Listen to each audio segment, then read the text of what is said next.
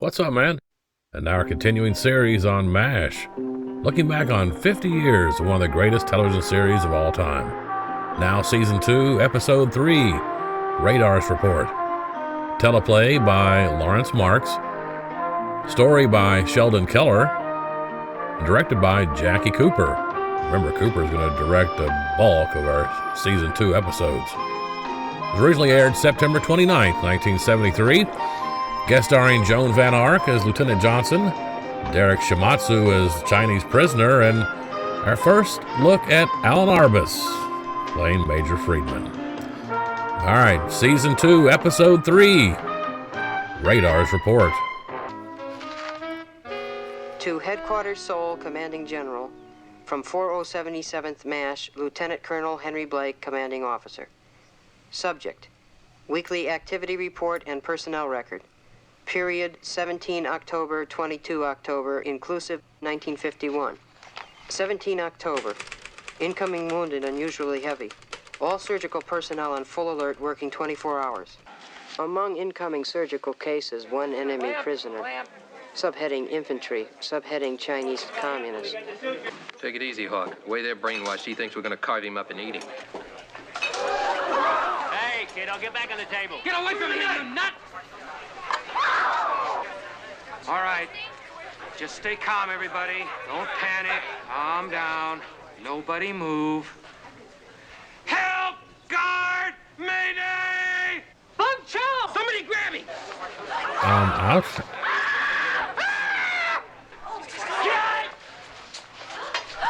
There goes the IV. He's contaminated the whole field. And that's the last bottle of AB negative blood we've got. Bung Chow. Oh, please, Bung Chow. Take it very easy. It's okay now. No one's gonna hurt you. No, just give... No. I love the handheld camera work. What's all the hoo-ha? Boy. You crazy? You wrecked a $39 dress.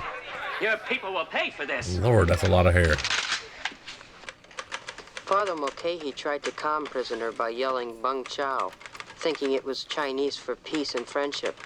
Unfortunately, it really means your daughter's pregnancy brings much joy to our village. Prisoner recaptured by Corporal Max Klinger, who sustained loss of personal property. Please see requisition form S427J-9, requesting replacement of one brassiere. Brand name, Miss High Rise. 36 I never Pico. noticed the disgust on Radar's face when he's typing that. I had that kid 5, maybe 10 minutes away from Oh, my closing. God. He's going sour on me, you know? Temperature 102, vital signs all lousy, the works. Attention, Major Houlihan. Your chest x-rays are ready and they really came out beautiful.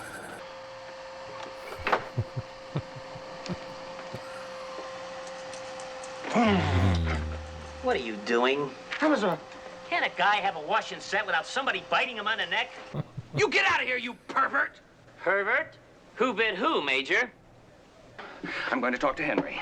I want that freak out of this outfit and out of the U.S. Army! Oh, Frank, you're so exciting when you get all riled up and decisive. Glad you're feeling better. Just a bit throbby, that's all.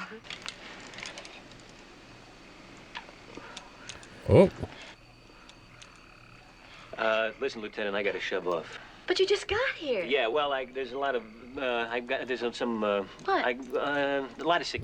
oh man, that is fucking awesome double talk right there. At ease, everybody. Sit if you like. Now, Burns, you wanted to see me? Yes, and it's very important. What's the problem, Frank? We have a situation that's way out of hand and something has to be done. I've sent for Corporal Klinger, sir. Klinger? What do I want Klinger for? Because it directly concerns him and it's serious. I've had it with that clown Klinger. He's degraded all of us for the last time. Corporal Klinger reporting, sir. Please, sit down. Thank you. At ease. Okay, he's here. His dress Let's have fixed? it. What's wrong with Klinger?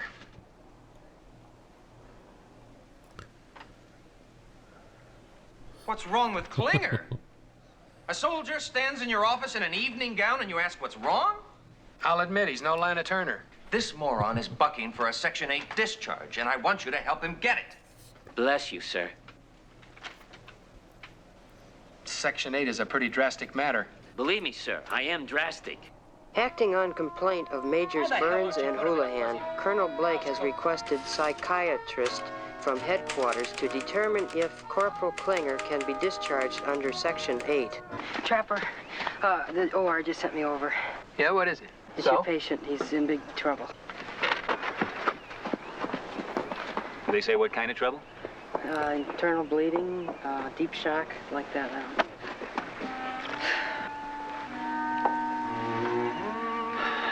Great little war we got here, huh? I can do without it. Request by Colonel Blake for Section 8 evaluation of Corporal Max Klinger has been approved. Major Milton Friedman, Divisional Medical Staff Psychiatrist, arrives tomorrow. Of course, we'll know him from here on out as Sidney, but we'll just go with Milton, maybe as his middle name. Corporal Klinger, this is Major Friedman, Divisional Psychiatrist. Major, sir. Okay. It's all part of the war, I guess. I have a few questions to ask you. Sit down, soldier. Sit down, soldier. Yes, Damn, this is so fucking good. Now, what's your name, honey?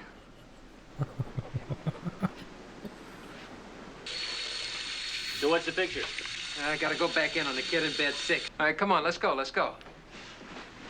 McIntyre, wait. What do you mean?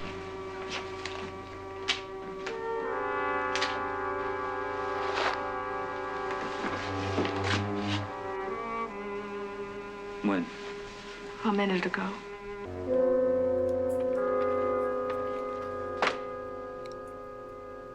Trapper?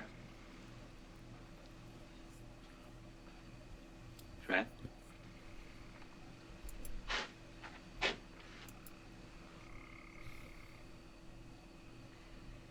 That's not what we're about.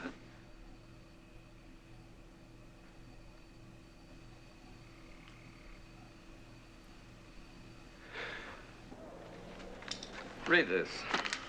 Sign it. You'll have your wish. What does it say? It says I've examined you and found you to be a transvestite and a homosexual. For all I know, you may also have postnasal drip.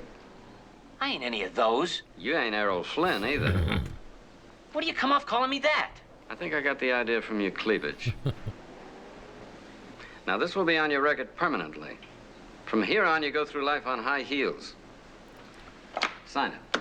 The hell I will. I'm just crazy. All I want is a Section 8. You know what you can do with this?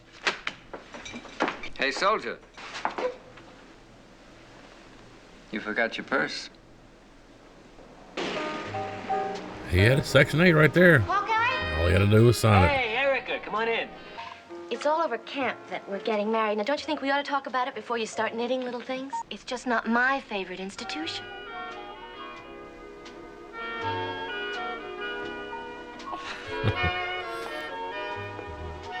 Man, she's so good.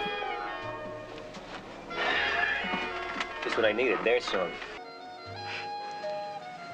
I've got orders for Tokyo. I'll be leaving in the morning. No kidding. No kidding. Well, if we can't have the marriage, how about a very short, intense engagement?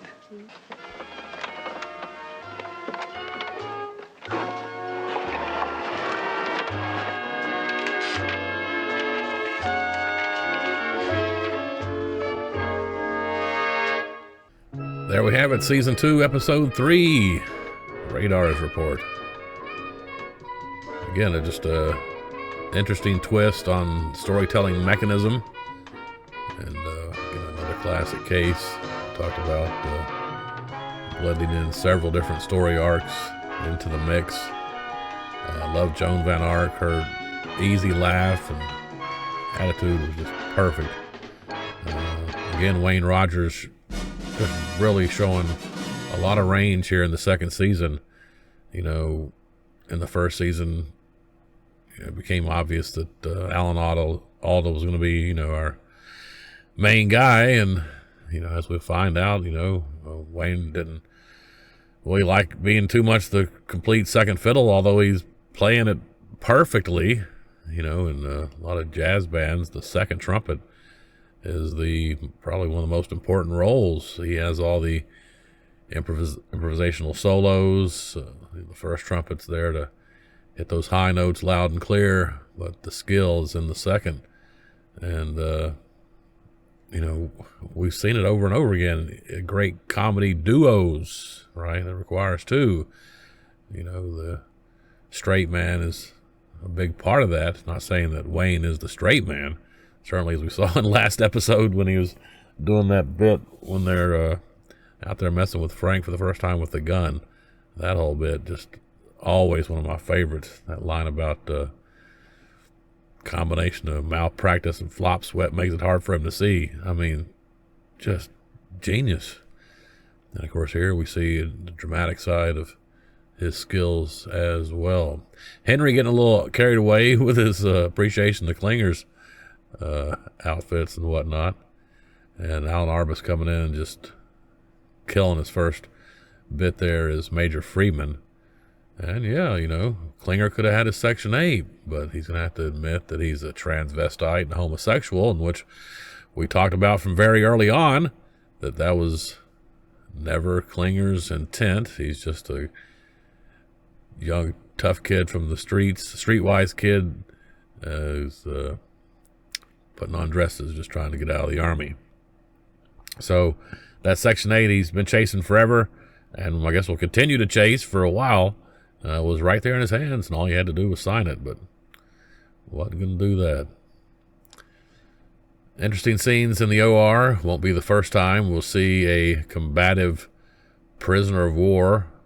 I remember vividly a scene where Henry's going to try to help the situation, and he gets stabbed in the hand with a needle.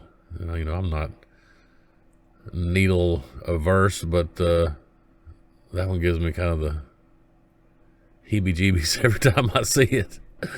For sure. I mean, it's a whole needle getting stuck in the palm of your hand. That ain't good. Again, Jackie Cooper just doing a brilliant job directing. He was so skilled. We talked about him. I read, told you some more stuff. Apparently, he went to Alan Alda to try to pass along some messages to, I guess, some of the other crew, and trying to make Alda his middleman. And Alan was like, I don't know. That's your job. Don't get me into that shit, amongst other things. But his skill is undeniable. I can't say I can spot a Jackie Cooper episode right away, but certainly in season 1, maybe I could. He had a proclivity for almost every scene transition had some sort of setup shot to start with, right? We'd cut to some action, but there'd be just a little bit of business before we got to the business, right? An establishing shot, if you will, but very quick, very artistic. The music is fantastic. Again, these re-recordings they did specifically for the show, and spot on the PA announcements. This is a great episode. Love it. Radar's Report. Anyway, appreciate you stopping in, and that's what's up, man.